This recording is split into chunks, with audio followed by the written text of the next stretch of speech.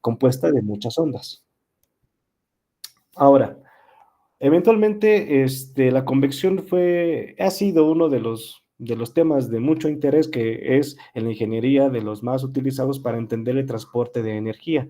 Veas en los casos de intercambiadores de calor, como el que se muestra aquí en movimiento, que son bastante socorridos. Al final del día, un reactor nuclear, un concentrador solar un, este, o una caldera, al final del día son intercambiadores de calor. Y entonces tenemos un fluido de trabajo, el cual absorbe calor y lo transporta del punto A al punto B, que es donde queremos utilizarlo, ¿no? Fueron bastante útiles y más durante la época de la revolución industrial, donde la máquina de vapor fue revolucionaria con fluido de trabajo como agua, generando vapor, y en su momento fue una revolución total, como lo dice su nombre. Otro efecto también es la convección natural, que como mencioné al principio, es una diferencia de densidades, cual que un fluido con menor densidad tiende a ascender debido al efecto boyante, y el fluido con mayor densidad se tiende a relocalizar en el fondo bueno, el recipiente o del sistema o del volumen de control que estemos trabajando. Estos dos mecanismos son bastante complejos, que regularmente recurrimos a una ecuación bastante simple que llamamos ley de enfriamiento de Newton para eh, cuantificar la transferencia de calor de una superficie, de una pared, hacia un fluido. Así siempre lo hacemos, es una simplificación de la ecuación completa, ya que el coeficiente convectivo H que subtrae bastante información de la distribución de energía en el fluido, tal que trabajamos siempre con temperaturas promedio. Eso ayuda bastante en cuestiones ingenieriles, y a la fecha la seguimos ocupando. Y la última, que como mencioné al principio, muchas veces se desprecia, incluso en reactores nucleares no se toma en cuenta, cosa que debería, imagínense. Reactores nucleares que trabajan en temperaturas bastante altas, estos efectos son despreciados en el modelado en alguno de los casos. Entonces, pues bueno, en ingeniería solar obviamente esto es el pan de cada día que no podemos quitarnos. Y entonces, pues esta ley es todavía más compleja y un poquito, diré, interesante en el sentido de que combina dos cosas: la mecánica cuántica, que empezó con Max Planck, y eventualmente llegando a una síntesis de la transferencia de calor, que fue la ley de Stefan Boltzmann, para cuerpos, bueno, inicialmente cuerpos negros, ya eventualmente aparece Epsilon, que es la emisividad, para considerar cuerpos que no sean negros, sino cuerpos grises u opacos, dependiendo si consideramos el ángulo de la radiación o el efecto de las longitudes de onda en su emitancia en función de la temperatura. Pero bueno, ¿esto a qué va? Esto va al hecho de que estos tres mecanismos han sido bien conocidos, bien aplicados a todos los sistemas que involucran transferencia de calor, ya que, pues bueno, todos están acoplados, cada uno en su diferente magnitud o en diferente interés. Cabe mencionar que cada vez que hacemos un modelo matemático, debido a las dificultades a veces por la solución de la ecuación diferencial, y más si están acopladas, llegamos a despreciar algunos términos. Esos términos podrían ser en función del objetivo de cada uno de los modelos, cosa que aquí vamos a presentar. Actualmente, la generación de hidrógeno o incluso la oxidación-reducción de materiales se está proponiendo para reactores solares. Estos llegan a temperaturas bastante altas. Como es bien sabido, generalmente se tiene un helióstato, como el que está ahí en el IER, donde parte de la radiación incide sobre la superficie de los espejos. Estos espejos nada más direccionan la energía, la cual va a ser concentrada en un concentrador.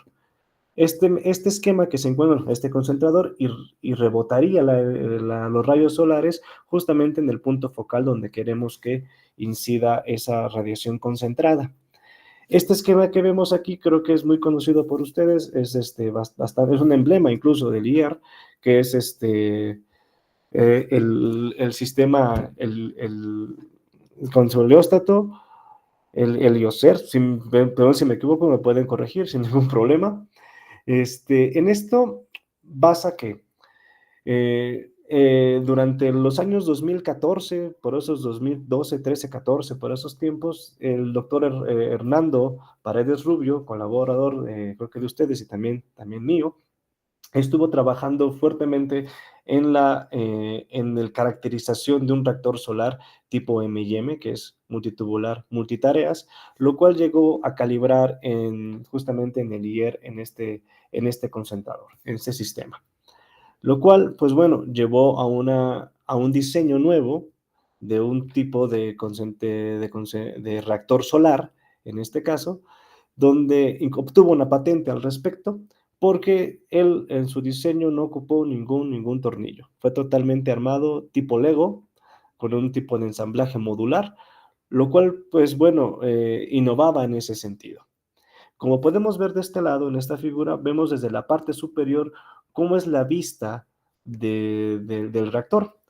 Es la misma vista que vemos aquí, entonces si puede verse mi puntero, es la misma que vemos aquí, la que se refleja del otro costado, donde tenemos los diferentes tubos que pueden ser colocados desde la parte superior en el reactor.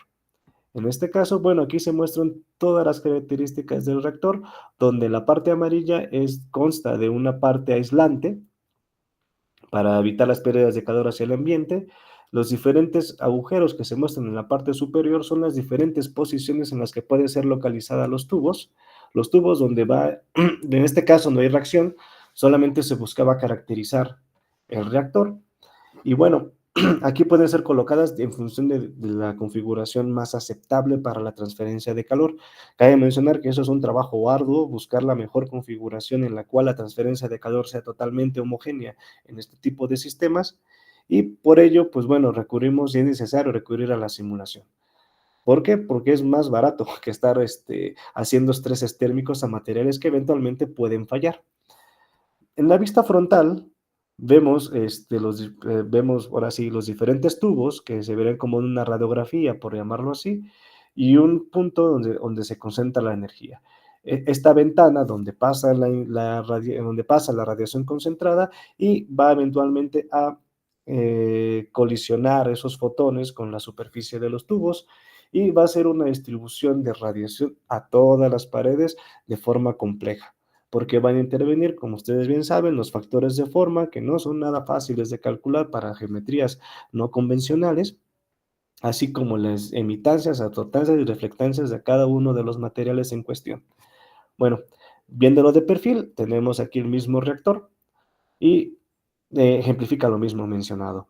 Aquí la radiación solar va concentrándose y va impactando en la superficie de los tubos y las paredes de la cavidad.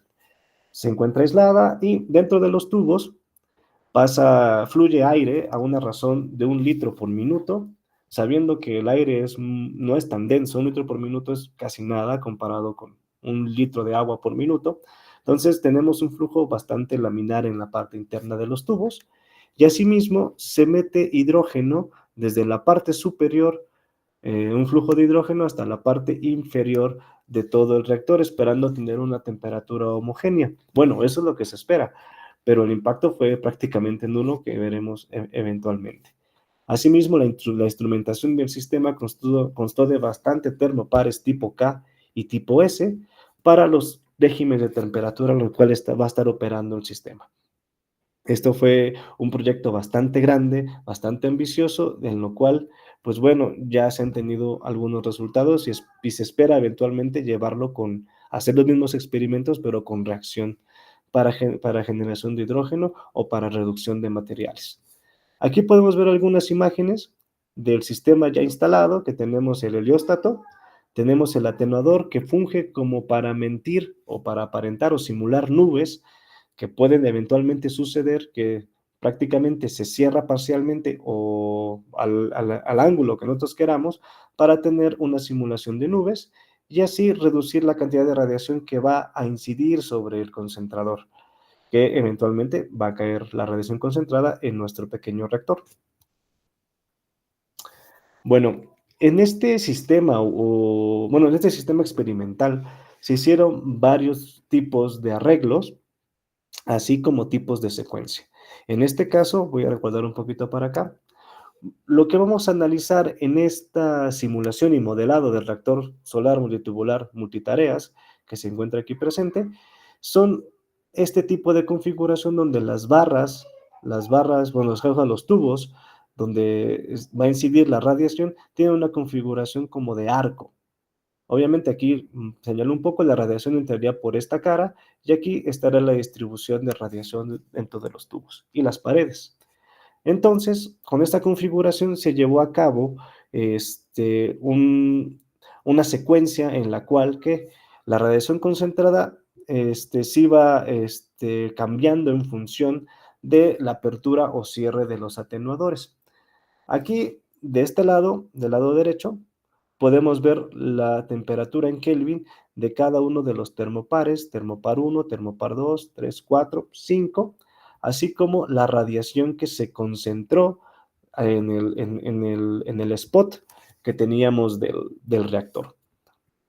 Aquí podemos ver que poco a poco se fue abriendo las ventanas para llevar a cabo la incidencia de radiación, aumentando la radiación de la misma, llevando a un punto en el que se mantenía constante, que era la apertura total, y luego un cierre parcial al 50%, luego eventualmente otra vez una apertura al 100% y luego un cierre total allá al 0%, obviamente. Y vemos que el proceso de calentamiento, al principio, pues bueno, lleva algo que es creíble, aumentar temperatura, aumentar el flujo de calor, aumentaría a su vez la temperatura de los tubos en cuestión, y al momento de reducirla, pues bueno, se reduce, pero no justamente a la mitad, porque hay una inercia térmica de los materiales. No es lo mismo ir de ida que de vuelta, que es un tipo de histéresis. Debido a que los efectos de radiación ocurren bastante rápido, los efectos de almacenamiento de energía del sistema hacen una inercia térmica totalmente acoplada de todos los componentes, diferentes materiales, diferentes conductividades térmicas, emisividades, densidades incluso, que llegan a afectar a todo este tipo de proceso, por lo cual en el momento en el que se cierra totalmente la apertura o el atenuador, vemos que la temperatura desciende bastante lento en comparación de cómo fue aumentando. Desciende bastante lento, eso habla de la inercia térmica de los materiales. Y si vemos bien, todos llegan a la misma temperatura al final del día. No importa que algún momento estuvieron separados, todos los termopares coinciden en que los tubos al final de la simulación, al momento de la experimentación, al momento de cerrar el atenuador, pues las temperaturas se amarran, digámoslo así. Cabe mencionar que los termopar 1, 2, 3, 4 y 5 corresponden a los tubos que se muestran, bueno, creo que se ve mejor en la siguiente figura, aquí. El termopar 1, 2, 3, 4, este que está aquí, y 5, que son los tubos. Bueno, nada más para hacer el símil entre las temperaturas de los tubos y la relación que hay con la radiación incidente que va monitoreándose mediante el atenuador. Ahora, bueno, ¿cómo se modeló este sistema? Aquí, antes de empezar a hacer el modelo, cabe mencionar que este tipo de reactor se trató de modelar previamente ocupando software como CFD, ya sea COMSOL, ANSYS.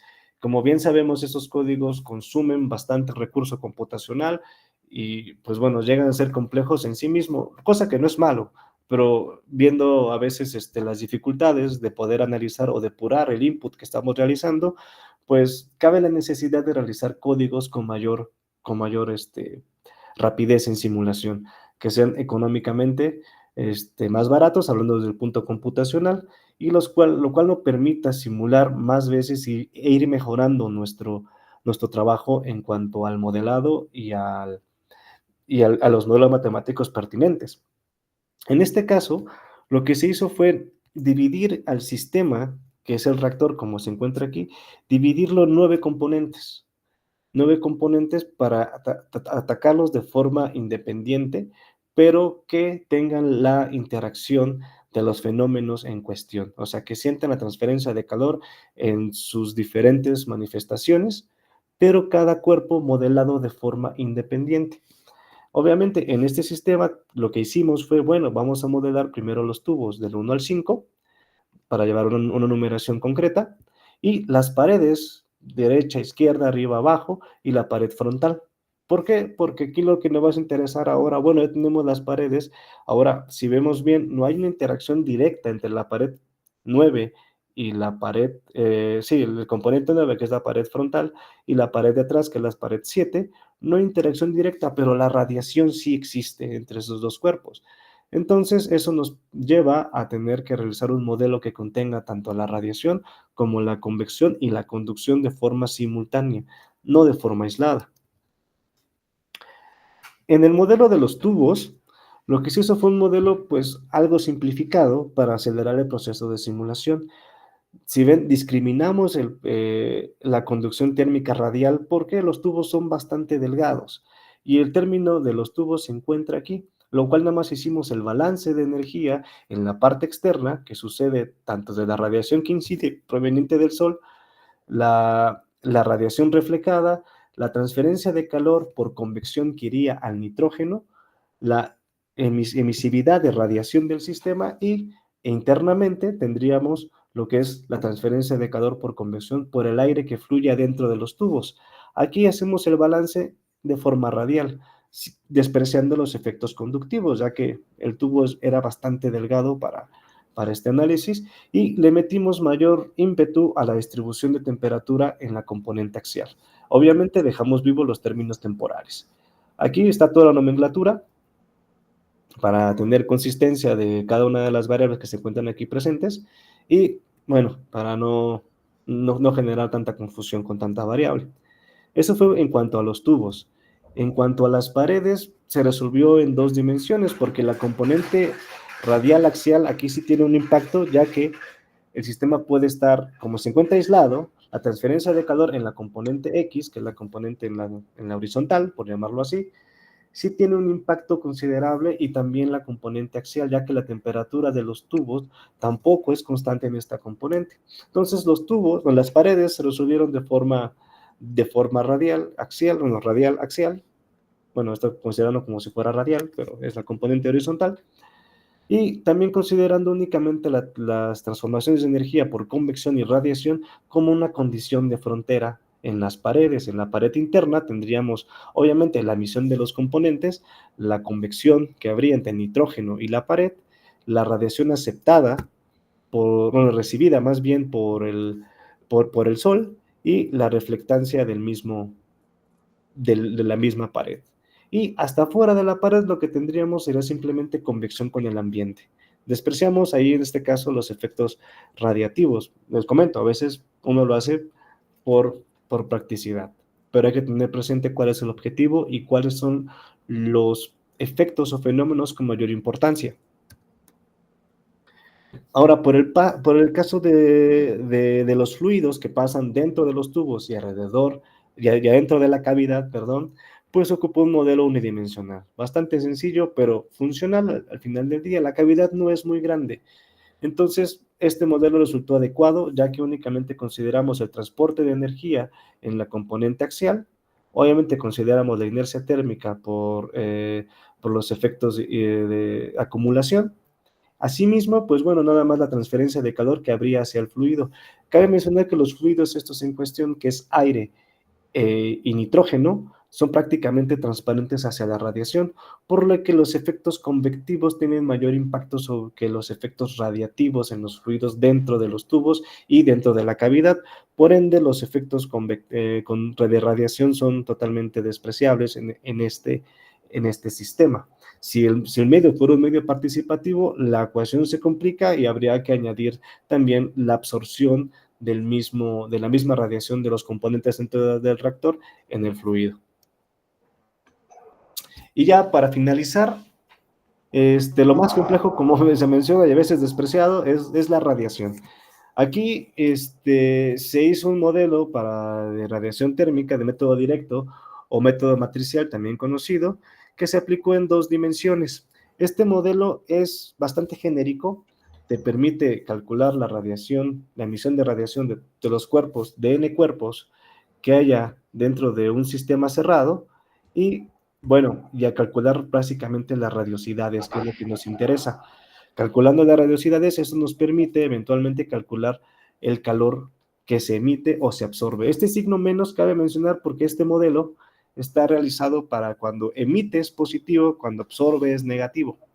Entonces, para nuestra convención siempre es lo que entra es positivo, lo que sale negativo. Por eso es que aparece un signo menos para cambiar para hacer el cambio de esa relación. Entra positivo, sale negativo en estos casos.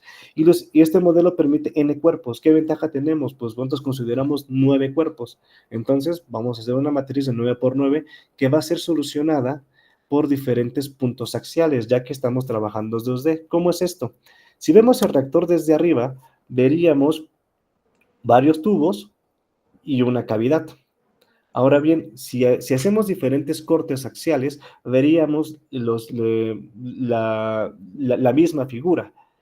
Entonces, lo que se sucedió fue, pues bueno, suponiendo que la radiación va totalmente en la dirección, no afecta para arriba o para abajo, únicamente va de forma horizontal, pues podríamos calcular los factores de visión de todos los componentes aplicando un método poligonial, lo cual se hace con un código View 3D Master, el cual es un código de acceso gratuito y no está complicado de utilizar. Lo único que sí es tardado es haciendo los puntos y armar las figuras y que todo el sistema esté armonioso para saber cuál es el factor de visión que habría del cuerpo 1, que en este caso es un tubo, sí, pero lo aproximamos a un cuadrado para que sea más fácil su manipulación en el código de View 3D Master, porque trabaja con polígonos.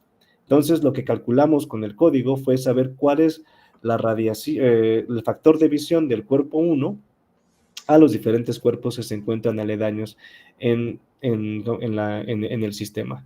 Este 10 es un cuerpo ficticio porque lo consideramos como el cuerpo donde sale la radiación concentrada, la cual pasa por este punto focal que contribuye a esta y la va a distribuir a los diferentes cuerpos en función de su factor de visión. Entonces, bueno, aquí se hizo cálculo de factores de visión, lo cual nos permite resolver este sistema de ecuaciones 9 por 9 por cada corte axial que hagamos. Bueno, como las ecuaciones diferenciales en sí mismas son ecuaciones no lineales, lo que se recurre es a métodos numéricos que sean eficaces en su solución. Entonces, las ecuaciones de conducción, tanto de las paredes como de los tubos, fueron resueltas por diferencias finitas de forma implícita, lo cual es bastante, digamos, no sé, simple en cierta manera, pero no deja de ser útil. Así como la ecuación de transporte de calor que fue hacia los fluidos, se resuelve de forma semi-implícita por el método de Euler. Y la transferencia de calor entre las paredes se hace un sistema matricial que se resuelve por cada corte axial en el cual se haga. Es decir, pues hay que resolver una matriz una y otra y otra y otra vez por cada paso de tiempo, por cada condición axial que tengamos. Por cada corte que veamos esta forma, se resuelve esa matriz. Entonces, lo que se hizo fue, bueno, se consideran 25 nodos axiales, con un paso de tiempo, debido a que es un sistema discreto también en el tiempo, de 0.5 segundos, y la simulación de los 180 minutos que dura el experimento nos tardó 38 segundos. ¿Qué ventaja hay esto? En códigos sofisticados esto no ocurriría en 38 segundos. Entonces, pues bueno, fue nuestra ventaja en este tipo de modelo y de simulación que permitía ir depurando rápidamente los resultados que teníamos por cada simulación realizada. Aquí lo que podemos ver son los resultados de la simulación de diferentes tiempos, lo cual el código ploteaba en tiempo real de la simulación y tampoco le costaba nada estar dibujando una y otra vez.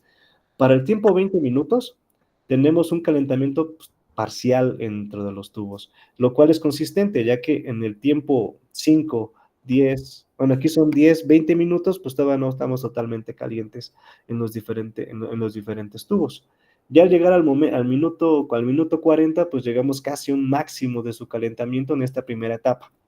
Después, la temperatura se reduce debido a la reducción de la temperatura, de la apertura del atenuador, y eventualmente se vuelve a abrir todo el sistema y vemos cómo el sistema se calienta por encima de la temperatura que tuvo en la primera secuencia, o sea, en el punto A, o en la sección A, en comparación de la sección B. Y el sistema se cierra y vemos que experimentalmente tendríamos que las temperaturas se amarran o llegan a un equilibrio en el cual que la radiación es dominante ahí. Si los sistemas llegan a las mismas temperaturas, que es el equilibrio termodinámico, la transferencia de calor por radiación tendría que ser mínima, porque no hay diferencia de temperatura en las paredes. Lo único que tendríamos por pérdida sería la pura convección. Entonces, pues bueno, esperando que eso sucediera, se realizaron con las simulaciones y comparado con lo experimental, llegamos a las mismas conclusiones, incluso a casi los resultados bastante aceptables. Lo que se muestra del lado izquierdo son la comparación experimental de los tubos con los resultados computacionales que fueron de la simulación y vemos un aceptable emparejamiento entre la simulación y la realidad en estos sistemas. Por otro lado, en la parte de la derecha tenemos la distribución de temperatura en las paredes, donde, pues bueno, hay algunas discrepancias, pero las tendencias siguen siendo aceptables. Donde se llega a ver una variación bastante, bueno, algo relevante es en la pared externa de nuestra cajita. Porque hay que recordar que estábamos calculando las temperaturas de las paredes que están aquí, así como la de los tubos, y dando resultados bastante aceptables. Y también se calcularon las temperaturas del fluido adentro de los tubos, en este caso la temperatura del aire en diferentes tubos, y bien, los resultados también fueron bastante aceptables en ambos casos. También durante el trabajo, pues también, bueno, parece todo ser muy bonito, muy brillante, pero vamos a ver ahora qué pasa con estabilidad numérica. Se hizo un paso de tiempo, se hizo una parametrización de paso de tiempo de 0.25, 0.85 y un segundo, o sea, velocidades ya bastante grandes, en el cual se puede ver que, bueno, grandes para un paso de tiempo, en el cual se puede observar que se puede llegar a inestabilidad numérica a partir de delta t igual con 1, incluso con unos errores graves en delta t igual a 0.85, porque la densidad del fluido a estas temperaturas del aire cambia drásticamente, entonces se vuelve numéricamente más inestable el método de solución y se ve reflejado en los resultados que vemos aquí en pantalla. Por otro lado, también se hizo una sensibilidad, digámoslo así, de nodalización en la componente axial. Si le metemos más o si le ponemos menos a los 25, afectaría y vimos que los cambios fueron prácticamente nulos, que 25 nodos llega a ser una buena solución. Ya pasando a 35, 49, los cambios son prácticamente nulos, como muestra la figura B de esta que se encuentra aquí, donde los cambios son prácticamente, pues, no aportan demasiado. Ahora, lo que se tiene como estado actual de esta investigación y así como de otras, y se hizo esta implementación computacional particular, o sea, se hizo un solo código para resolver este problema. Entonces, lo que se sucedió fue, vamos a hacer que un código quede más amplio, o sea, que permita solucionar más de este problema, sino muchos y otros más. Entonces nació la iniciativa, o tuve la iniciativa de crear un código del cual que nos permitiera simular no solo sistemas de este estilo, sino otros que tuvieran las tres condiciones de transferencia de calor: conducción, convección y radiación.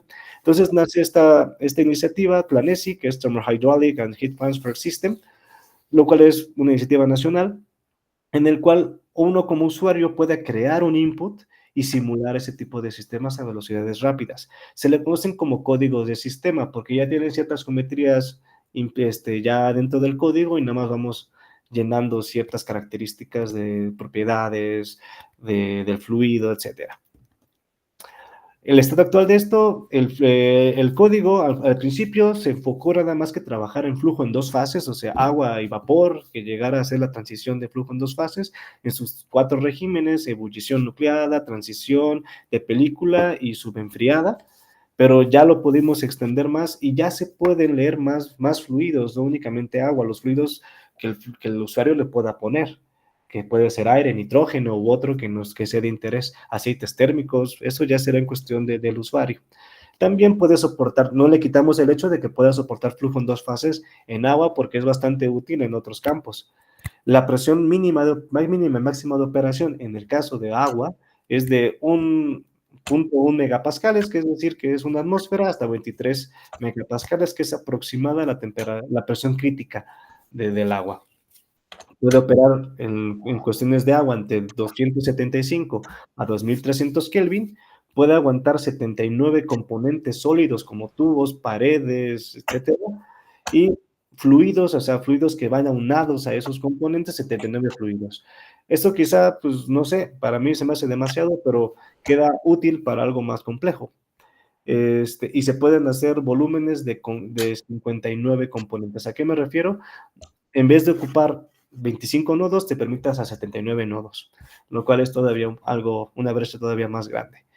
Resuelve las ecuaciones de transferencia de calor de forma transitoria, en 2 dimensiones, en componentes sólidos, y bueno, en flujo en 2 fases resuelve con las 4 ecuaciones la de momento, la de continuidad y la de transferencia de calor. En este caso, en régimen de 2 fases, llega a ese punto. Este código se ha validado para sistemas energéticos solares, concentradores solares, colectores solares tipo Fresnel, serie de experimentos Quench, que esto es más del aspecto nuclear, y también reactores nucleares se ha ocupado y validado. Aquí tenemos una validación que se hizo con un experimento Quench, que es un experimento de accidente severo en reactores nucleares, lo cual vemos, pues, las bolitas son lo experimental y las líneas continuas son lo simulado, y vemos que en cuestiones de temperatura del sistema, pues responde bien, la hidráulica responde bien, también es capaz de predecir la generación de hidrógeno, considerando que el procedimiento de oxidación de los materiales con vapor de agua tiene un comportamiento parabólico, y vemos bien que, pues, la tendencia en la tasa de generación de hidrógeno con respecto al código, pues responde bastante bien, así como la generación de hidrógeno acumulada en este tipo de sistemas.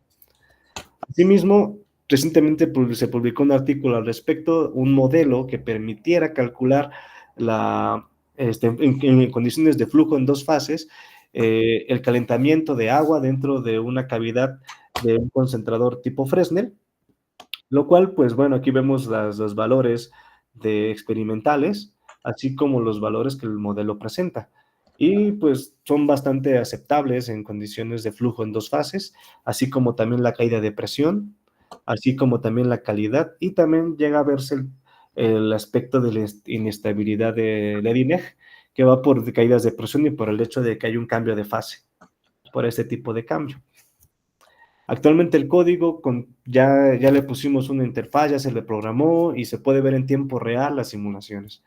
Entonces, esto es como que un avance que tenemos, sigue en desarrollo, pero es que yo digo, o yo pienso que es una posibilidad de intercambiar herramientas nacionales con la gente colega que tenga la necesidad de simular algo. Y a veces, ¿por qué? ¿Por qué no hace esto? Porque siempre yo cuando quería simular algo tenía el problema de que o no tengo licencia o hay que craquear, y eso de craquear no se me hace tan justo en una universidad.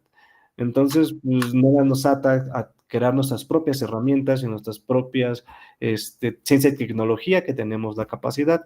Este sería pues un aporte mío en este sentido, y que actualmente está participando en un evento internacional que va del aspecto nuclear, pero y estamos compitiendo con otros países también para una parte experimental y la simulación.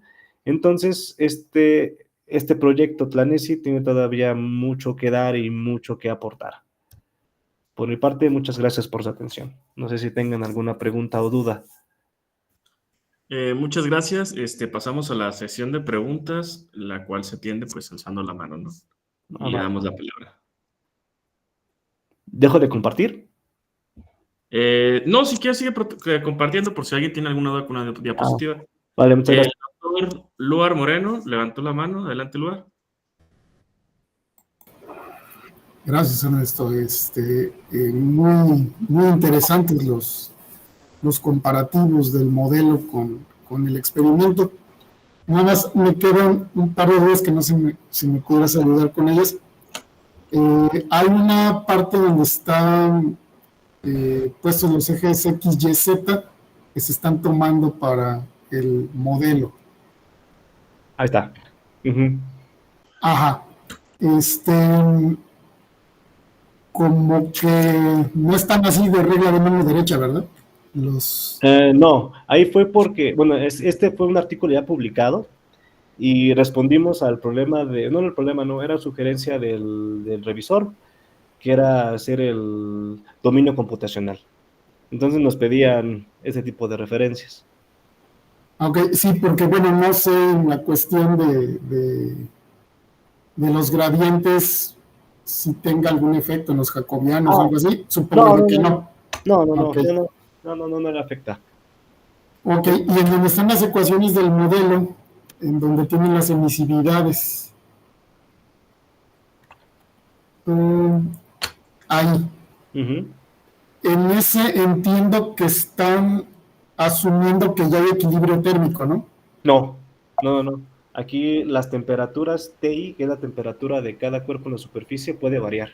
Entonces no Ajá. existirá el equilibrio. O sea, cada quien puede tener temperaturas diferentes y emitir y las de radiación. Pero en Justo, más adelantito en el factor de las emisividades, a ver, factor de emisividades. ajá, antes de la sumatoria, A ver, para hay acá. un cociente ahí de 1 menos epsilon Ah, entre epsilon. Ajá. ajá. Eh, bueno, eh, tengo entendido, medio recuerdo, habría Ujú. que hacer la deducción, que eso se ponía ya cuando estabas en equilibrio térmico, ¿no? Que la alfa era igual a la epsilon. Cuando se hace ¿cómo se llama? Ajá, que la absortividad es igual a la emisividad, ¿no? La Ponen ley la de Kirchhoff. condición de... La ley de Kirchhoff. Exacto. Ajá. Sí, se asumió. Entonces, Ujú. ajá, pero acá dan muy bien los resultados en el transiente cuando no se cumple eso. Ajá, es que Entonces, ujú. no sé si han considerado a qué se debe eso, ¿no? Bueno, lo que sugerimos en estos casos es que igual, por ejemplo, bueno, aquí la emisividad, se asume eso, que la emisividad es igual a la alfa, a la absortividad. Como el proceso es tan rápido de transferencia de calor por radiación, que los transitorios, hablando en el aspecto de radiación, pues como que no le afectan tanto. Es lo que llegamos, incluso se llega a ver aquí, por ejemplo. Cuando se genera este amarre, ya dejamos de meterle radiación y automáticamente, de forma instantánea, llega al equilibrio otra vez, porque las temperaturas son iguales, entonces la transferencia de radiación sería nula. Entonces, son muy rápidos los efectos y nos dio buenos resultados. Ok, están asumiendo como si hubiera equilibrios instantáneos en un Sí, instante de tiempo. Ok, sí, exactamente. De hecho, ya la suma de calor de todos los componentes da cero, porque lo que otros emiten, otros reciben, y la suma neta debería darnos cero. ok. Me comentas que estos ya están publicados, ¿no? Estos Sí, resultados. sí, ya están. Ok. No vi por ahí la referencia, no sé si la Ah, pudieras compartir no la después. tengo, pero si gustan, las puedo mandar Ok. sin ningún problema si están interesados, sin ningún problema. Sí, bueno, a mí sí me interesaría mucho. Sí, claro. Gracias y felicidades por Muchas la gracias. presentación, estuvo muy buena. Muchas gracias. Ok, gracias, doctor Luar. No sé si alguien más tenga alguna pregunta. El doctor Isaías Moreno, adelante. Gracias. Gracias por compartirnos tu trabajo, Heriberto. Gracias. A mí tengo varias dudas respecto al software en general. Ujú. Y ¿cuál es el futuro del software? Entiendo que, así como lo mencionaste, es un desarrollo propio, entonces no sé si sea desarrollo tuyo o de más colaboradores. Ajá. ¿Y cuál es el futuro del software y en qué está desarrollado? Ok. Bueno, sí, el software yo lo empecé a hacer en la cocina un día porque ya estaba harto de hacer un código por cada problema que tenía que resolver. Entonces dije, mejor ya uno que tenga todo. Y como te comento, el problema era ese, de que pues es que no tengo licencia de Comson, no tengo licencia de aquello y no de otro, pues mejor me hago una y lo ocupo yo. El futuro de este código es ser compartido, o sea, no, o sea, si ustedes lo llegaran, si alguno de ustedes lo llegase a necesitar o que llegamos a hacer una colaboración sin problema, yo por mi parte lo dono, lo regalo, lo actualizamos todo, porque es colaborativo. Esto, yo voy con esa idea de que la ciencia en las academias debería ser de todas y todos y para todas y para todos. Entonces, ese es el futuro de este código. Primero estamos en la fase de desarrollo, lo cual sería bastante bueno hacer colaboraciones y testearlo y encontrar errores y mejorarlo. Y así, pues, generar una herramienta más sólida que, pues, le pueda servir a cualquier otra persona que tenga intenciones de simular en algo que no cueste, que está totalmente gratis y que tenga la confianza. Ahora, el lenguaje en que está realizado es C++. Y es bastante útil porque te genera el ejecutable y nada más se comparte ejecutable y corre el programa en cualquier computadora. No pesa mucho, pesa como 2.5 megas, entonces pues Y es bastante rápido. Mira, muchas gracias. Es interesante que esté creado en C++. Y mi comentario iba sobre todo por el hecho de que de repente hay muchos esfuerzos en código pues se quedan ahí, uno termina o pasa a otro tema y el código se queda ahí arrumbado. Entonces, no sé si tengas la intención de subirlo a plataformas como GitHub para hacer modificaciones y leerlo y entender el código desde fuente, ¿no? Desde adentro, ¿no? Porque muchas veces justamente tú no necesitas todo el código, ¿no? Quizás una sección o le puedes añadir, pero este tipo de plataformas como GitHub permiten justamente hacer eso, ¿no? No sé si tengas esa intención o hasta qué punto lo quieras llevar para compartirlo, ¿no? Bueno, sí. Por el momento, como está en desarrollo, no me gustaría subirlo o exponerlo porque, pues, sí, puede crear controversia de que, sí, obviamente todos los códigos tienen errores, pero primero los códigos tardan años en hacerse hasta que llegue a consolidarse uno. Por el momento, lo que se busca es testear y hacer un abanico de simulaciones validadas. Esta será la primera instancia, aproximadamente en los primeros 5 años. Si vemos que en los 5 años ya está agarrando bien. ¿Cuánto lleva esto? Lleva en desarrollo, así ya llevándolo apenas a luz, a exponerse a artículos y que tenga nombre. Apenas acabamos de hacer el primer artículo, lo acabamos de someter, que tiene el nombre de esto, pero tenía otros artículos que no tenían el título del código, pero sí ocupaban lo que el código tiene de forma interna. Entonces, en estos primeros 5 años se espera tener bastantes pruebas y testearlo y quemarlo por todo, agregarle, quitarle, ponerle. Y ya cuando se llegue a una versión consolidada, pues, bueno, desde antes se puede compartir para utilizarlo, para hacer las pruebas. Y eventualmente, pues ya liberar las fuentes para que alguien más, si quiere modificar, añadir o incluso compilar por sí mismo, pues sin ningún problema. Gracias. Por nada.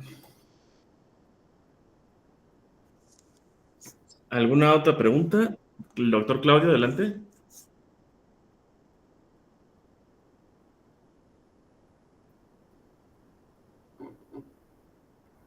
Tiene su micrófono silenciado, Doc.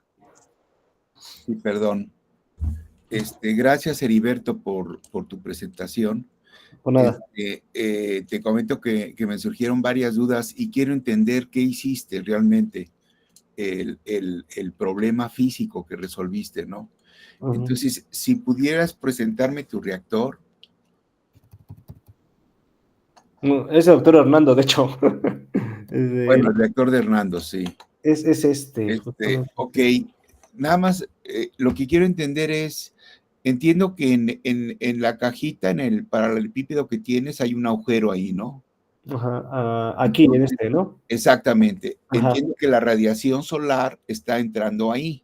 Ajá. O sea, en el horno solar del instituto, del IER, por eso se llama AUSIER, horno solar del IER, del Instituto de Energías Renovables, está entrando en ese punto, ¿no? En ese agujero que está ahí, en esa perforación. Sí. Y atrás están los tubos. Entonces, me queda claro que de acuerdo con esto, va a haber tubos que van a recibir más radiación unos que otros. Ajá. Sobre todo los que están al frente, más al frente o más cercanos al agujero. Ajá. Es correcto, ¿verdad? Sí, enfrente o centrados, diría yo también, porque luego puede estar más enfrente, pero más... O sea, la distribución de los tubos fue de alguna manera optimizada, supongo. Sí, sí, bueno... ¿Hicieron algún arreglo para distribuir esos tubos en forma vertical? Sí, de hecho, se hicieron varias simulaciones de este tipo de arreglos. Si ven aquí, no es totalmente el arco como se tiene cada lado. Entonces, lo que se sugirió para empezar a simular fue la simulación más homogénea que hayan obtenido, bueno, el experimento más homogéneo que hayan tenido, que no haya tenido una desfocalización del helióstato o del concentrador o una mala colocación del reactor, porque por milimétrico que parezca, el error se propaga de forma considerada. Entonces, pues ya con esto, el siguiente paso sería hacer un análisis Monte Carlo de diferentes tipos de posicionamiento. Todavía no se encuentra optimizado. Ok, entonces simplemente pusieron estos como un primer intento, ¿no? Sí, para Distribución. caracterizarlo. Y Ajá. entiendo que son, ¿cuántos? ¿9 elementos, dijiste? Permite 9 tubos, pero nada más se pusieron 5. 5, ok. Por los tubos haces pasar nitrógeno, decías, ¿no? Por dentro aire y por la cavidad nitrógeno. Por la cavidad nitrógeno. Sí. O sea, el medio exterior a los tubos es nitrógeno. Ajá, aquí no sé si llega a verse bien en esta cajita que está aquí. Sí. El aire entra el nitrógeno entra por arriba, entra en contacto en toda la cavidad y sale por debajo, ya O calientito. sea, está bañado. O sea, el Ajá, medio de sí. transporte es el nitrógeno. Exacto. Y lo que quieres es calentar el aire que pasa por los tubos. Sí, lo que se espera eventualmente es que los tubos, adentro de los tubos, pueda ocurrir una reacción y por altas temperaturas. Pero Sí, entonces, ¿dónde está el aire? el aire dentro de los tubos, o sea, el aire se calienta dentro de los tubos, pasa por Ok, dentro de los entonces tubos. estás tú pasando aire por los tubos y en el exterior tienes nitrógeno. Sí. Ok. Supongo que eso es para evitar reacciones dentro de la cavidad. El nitrógeno sí. Neutro. Sí, que sea, Okay. que no reactante. Ajá.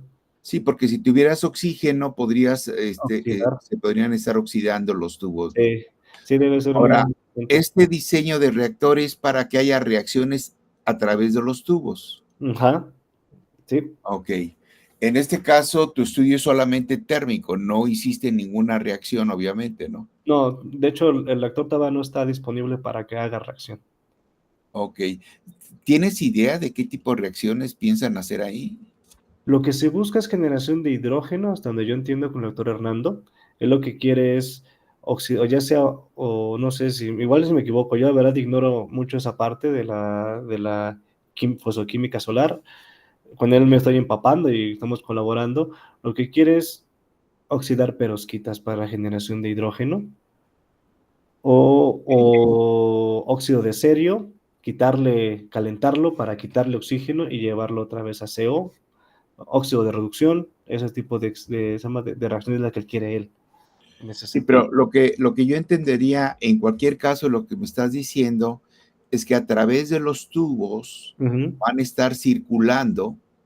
Ahorita estás poniendo aire como medio de transporte, pero podías poner partículas suspendidas, Ajá. un medio en suspensión a través de esos tubos, ¿no? Exacto, es lo que se espera, poner una trampa, por llamarlo así, donde esté dentro varias partículas como un medio poroso, en el cual ahí pasara un fluido que reaccionara con las partículas y tenerlas ahí un tiempo capturadas para que estén reaccionando y calentándose. Ya. O sea, lo que tú quieres en rigor es simplemente usar la energía solar concentrada para alcanzar altas temperaturas en las paredes de los tubos. Ese es tu medio, la idea de este reactor. Ajá, Calentar los tubos. ajá, para que transfieran Básicamente, calor a las partículas y al fluido que está dentro de que los está tubos. dentro. Ok.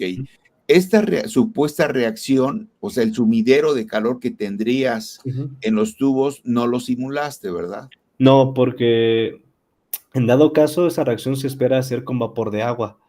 Sí, pero cuando consideraste el aire, Ajá, la transferencia de calor de la pared del tubo al aire. en el interior al aire, ese Ajá, es un proceso de convección. sí, Ese proceso de convección está simulado, sí, lo tienes simulado en tus ecuaciones. sí.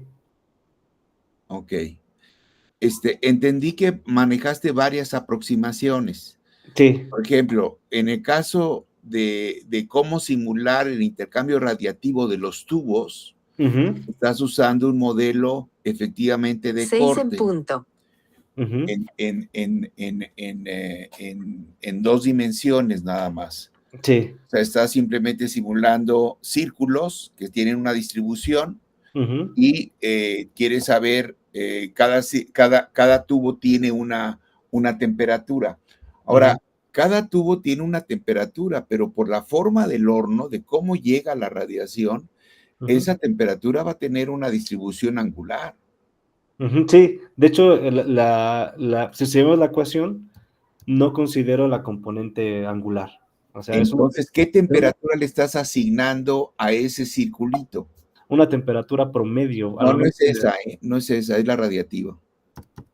Ah, ok, ya entendí. Sí. Es la temperatura, como estamos calculando una temperatura totalmente del tubo. No tiene la dependencia angular, incluso la temperatura del tubo, es simplemente la temperatura O sea, es una primera aproximación. Considera que el tubo, una temperatura homogénea con el anillo que te queda, tiene una sola temperatura. Exacto. Pero en rigor, por la geometría que estás teniendo, te queda claro a ti que los tubos van a estar más calientes del lado donde está entrando la radiación que del otro lado.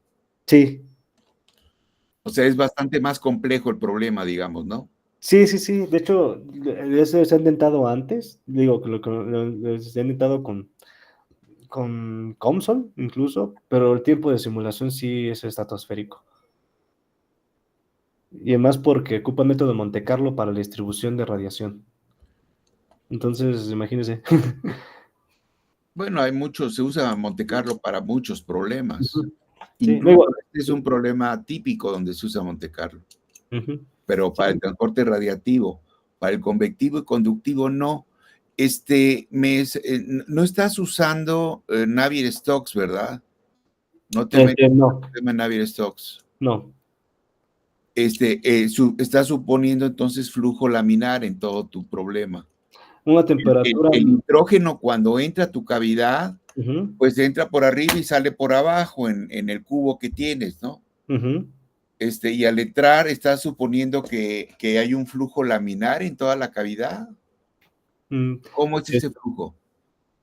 Eso depende bueno, para hacer ese flujo laminar o no, eso dependerá del número de Reynolds. Eso se calcula con el perímetro mojado, el diámetro hidráulico, con ese estilo, y así determinamos el flujo. Bueno, el flujo es laminar o no. Eso ya dependerá pero no estás haciendo consideraciones de flujo turbulento, entonces supongo que lo supones laminar, ¿no? Sí, es laminar. Y realmente quién sabe si lo sea. Porque tendrías que hacer el cálculo, lo que me acabas justamente de decir. Bueno, sí se calcula, eso sí se calcula, si es laminar. Puedes tener flujo a muy bajo número de Reynolds, que supondrías que es flujo laminar, y sin embargo tener una turbulencia endemoniada.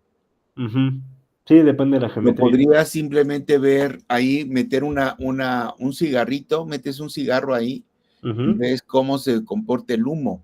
El humo es muy lento y vas a ver cómo se hace un flujo turbulento enorme, ¿no? Que la descripción de eso es complicada. La ecuación que estás usando, el transporte dentro del... no la otra. Bueno, esa, fíjate, esa era la que quería ver. Es la conducción de calor en las paredes. Me gustaría entender qué es Z y qué es X para ti, o cómo las tomaste. Bueno, agarrando la pared de este lado, bueno, es que no puse el paper completo, pero bueno, Z sería la componente axial y X será la profundidad de una superficie. No lleva a ser de una por una porque están diferentes orientadas, ¿no? Tienen diferente orientación. O sea, digamos, la altura sería tu Z, y X sería el espesor de la pared. Sí. Ok, entonces estás simulando, quieres conocer la distribución de temperaturas dentro de las paredes. Es correcto, ok. Y eso va a venir, la energía que va a tener esas paredes va a ser la que van a distribuir los tubos. ¿Tienes considerado que la apertura de la cavidad, que aquí la tienes en este diagrama presentado, mucha de la radiación que llega ahí va a pegar justamente en la pared opuesta? Sí. De hecho, por eso se hace este cuerpo 10, por llamarlo así, que va a ser donde la fuente de radiación, y lo que le pega a este y también a las paredes, tanto las laterales como la número 100. ¿Tienes modelado cómo entra la radiación en 10? Sí, sí se ¿Qué tiene. tipo de distribución radiativa tienes en 10 para saber cómo le va a pegar justamente al 1, 2, 3 y al 7, que es del que te estoy hablando? Sí, se hace con una distribución gaussiana, en este caso. Ok, entonces tú supondrías que en la pared 7 vas a tener una componente muy importante, esta Sí, radiación entrante, ¿no? en efecto, y es lo que se Mientras ve que en la 8, mientras que la 8 y la 6 va a ser más bien el calentamiento por reflexiones o por reemisiones. exactamente, sí. Ya. Sí, de hecho es lo que se ve aquí en los resultados. Y de hecho, aquí es termopar 6, pero será la 7. Veamos que, pues, sí se tiene una mayor estimación de la generación de temperatura Ok. en la 7. Vuelve a la ecuación que me presentaste, donde estás describiendo a las paredes. Ujú, Ahí están las paredes. Entonces, y tus condiciones de frontera las dijiste bien.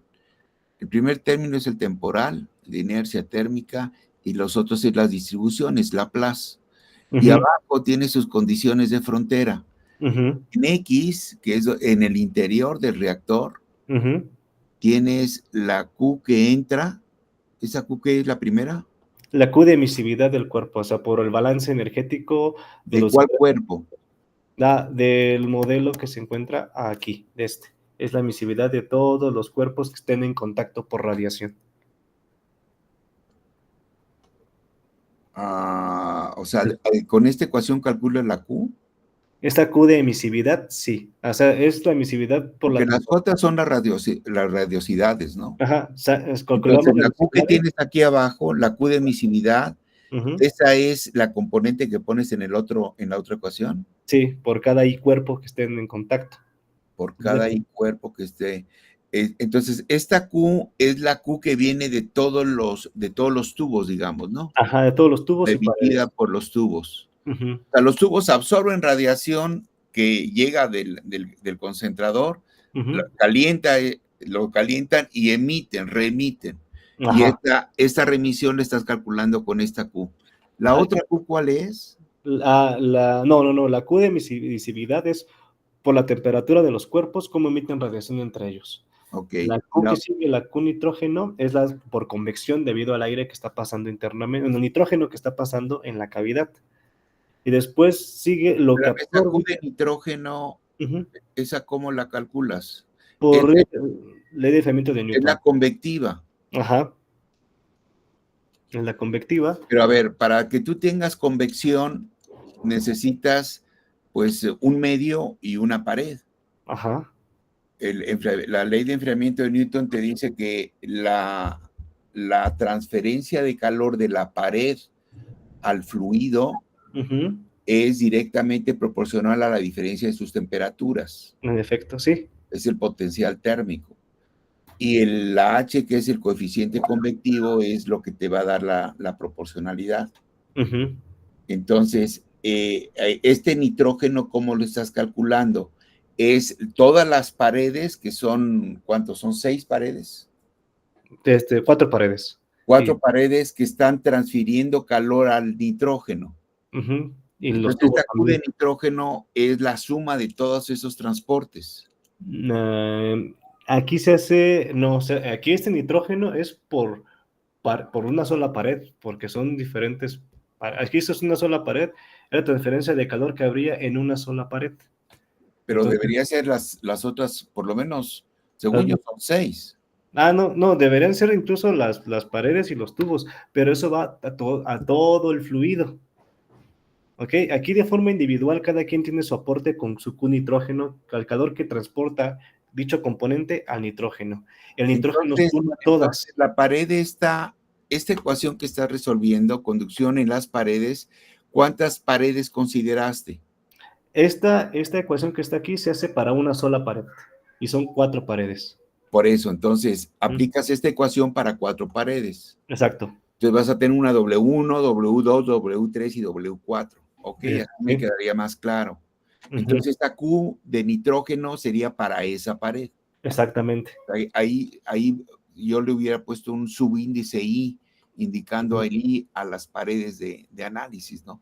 El ujú. siguiente término y sobre ese mismo, ¿qué coeficiente convectivo usaste allí? ¿Mande? ¿Fue un aproximado? ¿Cómo lo usaste? ¿Lo Se usaste como calculó parámetro? en función del número de Reynolds en el sistema, de que por debajo de 2300 se considera laminar, se calculó primero el perímetro mojado y se calculó el diámetro hidráulico del sistema.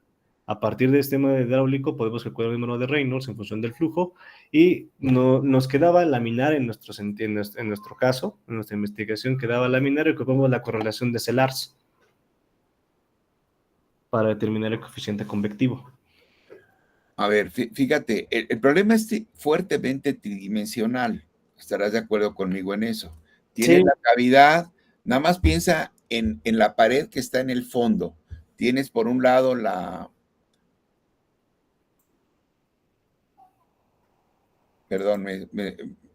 tienes por un lado la apertura, tienes tu cavidad, tienes la apertura, entra la radiación y de un lado está entrando el nitrógeno y por otro lado lo está sacando. Uh-huh. Entonces, pero la cavidad es una cavidad tridimensional. Sí. Entonces, al meter tú el nitrógeno por un lado, la distribución, el fluido de nitrógeno alrededor de la cavidad con estos tubos al centro van a generar un caos ahí. O sea, no creo que sea un flujo laminar de ninguna manera. Aunque sea baja el flujo, ¿no? La velocidad del nitrógeno a la entrada. Pero bueno, no importa. La pregunta es, en cada pared, para hacer la transferencia de calor convectiva de la temperatura de la pared a tu nitrógeno, tienes que asumir un flujo, una H convectiva. Ajá. Esa le estás calculando suponiendo flujo laminar. Sí. Y cuando hablas del diámetro hidráulico, dijiste. ¿Diámetro hidráulico? ¿O diámetro equivalente? No tienes diámetro hidráulico porque no es un tubo, lo que tienes es una... es una cavidad, pero se dice diámetro hidráulico a diámetro equivalente o longitud característica, vaya. O sea, así es la jerga, pues. Por ejemplo, en un sistema tubular de un intercambiador de calor, puedes tener un montón de tubos dentro de un tubote, y el área de flujo, el diámetro hidráulico, dirás, no es un tubo, sí, no es un tubo, pero el diámetro hidráulico es la longitud característica en función de la geometría del sistema. Es el diámetro característico. Diámetro característica también, ¿no? Exactamente. Bueno, ya más o menos me queda claro qué estás haciendo aquí. Bueno, hay más Qs, ¿no? Pero la última pregunta te la quiero hacer sobre la ecuación la anterior que tienes. Estas son de las paredes de los tubos. Ese es de los tubos. Aquí, de nueva cuenta, ¿qué tipo de geometría estás usando? Una geometría radial, entiendo.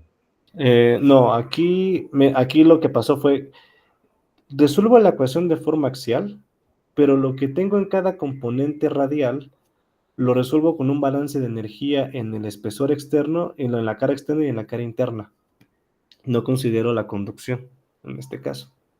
En la parte radial, en la parte axial. A ver, lo único que quiero entender es el volumen de control que estás considerando en los tubos es en la pared de los tubos. En todo el espesor del tubo. Exactamente, o sea, el sólido en el interior. Esta es una ecuación básicamente de conducción de calor. Y entonces tendrías geometría radial, ¿no?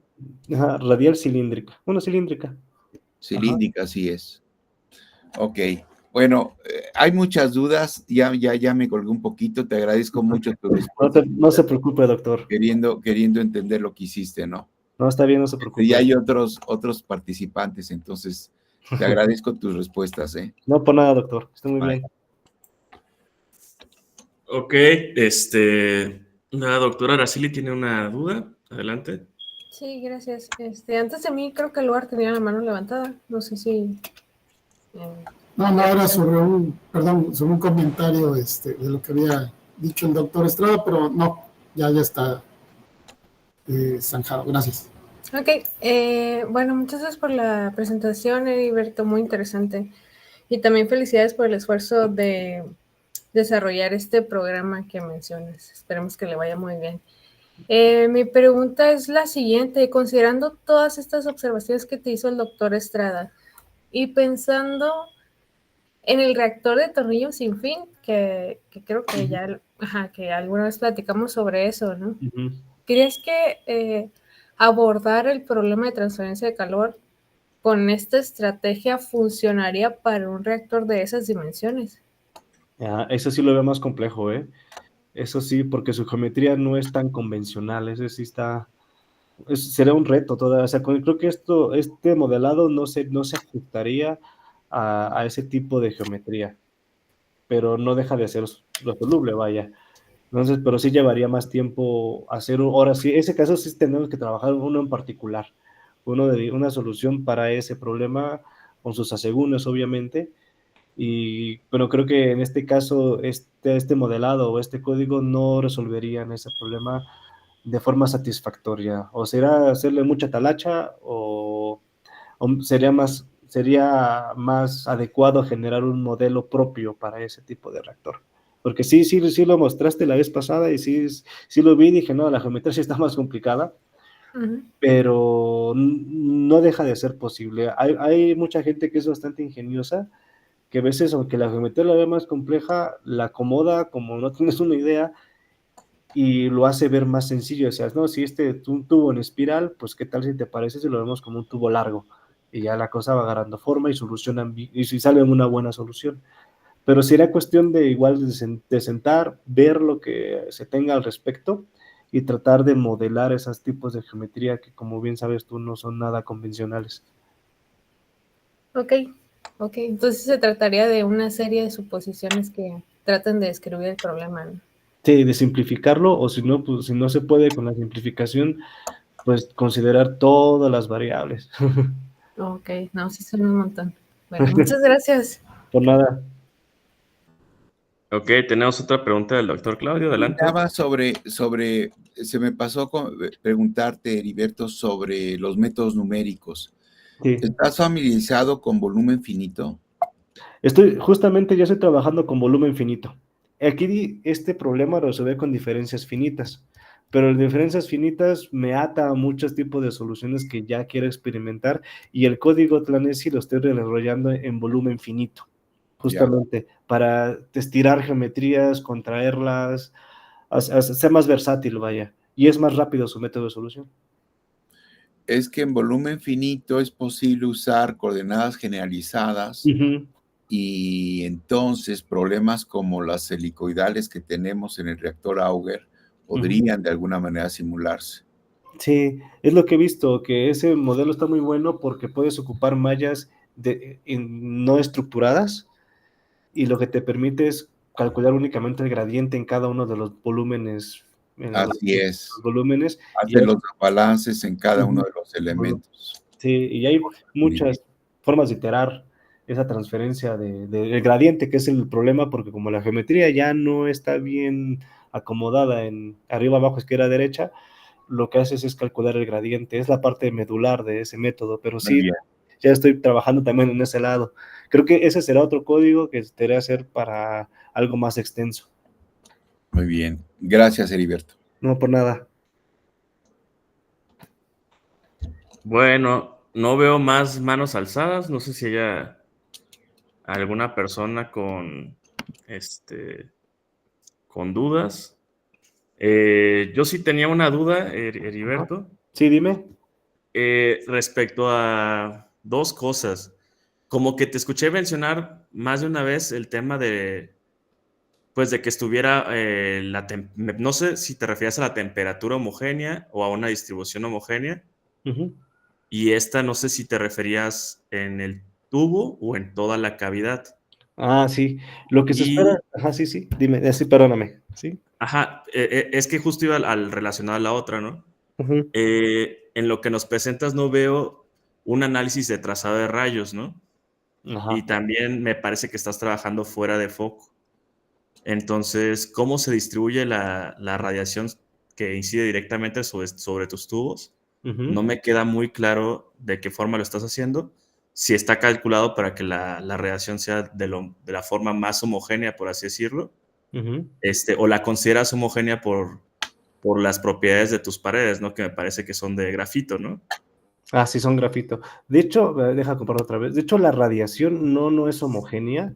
O sea, se espera que la temperatura sea homogénea, pero no se logra. Esa es una según que lo que se espera, pero no sale en la realidad. La distribución de la radiación va en función de los factores de visión de este cuerpo 10 que se está añadiendo, que es como el término fuente de radiación concentrada. Entonces, la radiación no es igual en todos los cuerpos. En ese caso, no consideré radiación constante. Entonces, el trazado de rayos sí sería bastante útil, pero lo que se hizo para facilitar la solución fue calcula un cuerpo más, y este cuerpo más calcula el factor de visión de todos los cuerpos que se encuentran aquí viendo. ¿Cómo ve este cuerpo, que será el punto fuente, el punto focal? ¿Cómo mira a todos los cuerpos de aquí? Y entonces calculas el factor de visión o la distribución de radiación de todos los cuerpos que se encuentran enfrente de él. Pero, o sea, ¿estás considerando la radiación del concentrador del horno con su geometría o estás haciendo una especie de simplificación del concentrador? Una especie de simplificador de concentrador. Ah, ok. ¿Considerándolo parabólico o espejos esféricos faceteados? Lo que se ocupó fue la distribución, un artículo de Josier justamente, donde muestran la distribución parabólica de cómo se distribuye la red. Bueno, no es parabólica porque ya está en 3D, ¿no? Esa cosa es como un paraboloide, ¿no? En este caso. Ok. Vale. Bueno, o sea, sí me saltaba un poquito esa parte, ¿no? Y sobre todo porque, pues, parece que estás trabajando fuera de foco, ¿no? Entonces, ya de por sí una óptica esférica es muy diferente a una óptica Cuadrada. esférica faceteada y se aproxima una paraboloidal. Sin embargo, pues fuera de foco, pues se ve todavía más los posibles errores de canteo de cada una de las facetas del concentrador, incluso del helióstato. Pero sí, nada más era esa mi duda. Sí, Muchas felicidades por el modelo. Sí, eso tienes razón, porque en otros experimentos sí se ve que está desplazado el foco, o sea, no se calientan más los tubos de un lado que de otro. Entonces, caray, pues yo esperaría que se calentaran más unos que otros pero no, es porque se estaba desfasado. Entonces se eligió este experimento porque era el que estaba más simétrico. Si ves los tubos aquí, el termopar 1 y el termopar 5 corresponden a los de las esquinas, a los tubos de las esquinas, o sea, este de aquí con este de acá, pues están casi iguales. Entonces eso nos da por ende de que, pues, y también otros están más parecidos, la distribución básicamente es simétrica en ese caso. Fue lo más homogéneo que llegamos a encontrar. Sí, de hecho, para este ejercicio también hay una gráfica de curvas de isosuperficies que a lo mejor te podría haber sido de ayuda para considerar más o menos qué radiación se tiene digamos, en estos volúmenes, digamos, ya a nivel tridimensional, ¿no? Se graficó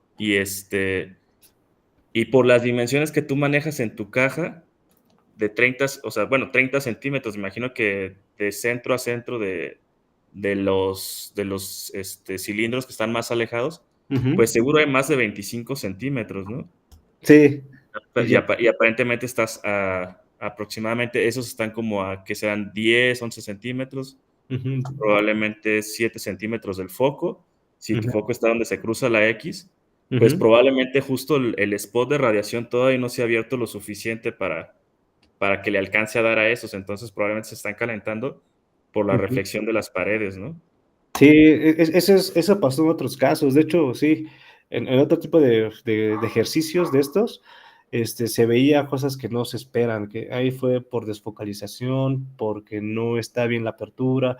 Eso es un problema. Entonces, pero se eligió que dices, bueno, no está tan peor. Entonces, pues vamos a empezar con este. Ok. No, pues sí, está muy interesante, ¿eh?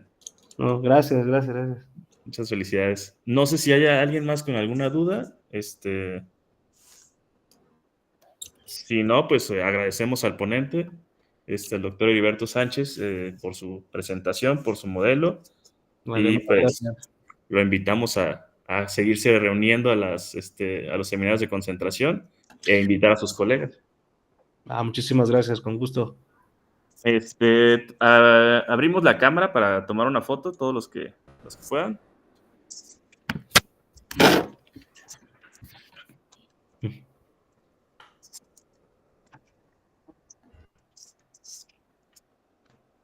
Yo me disculpo porque mi cámara no funciona.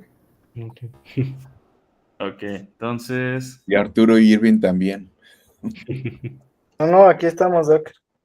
Muy bien. Okay, Me gustó. Tomamos foto en 3, 2, 1. Excelente. Vale, pues ahí la compartimos en el grupo. Muchas gracias. Vale, muchas gracias. Muy bien, hasta luego. Hasta luego.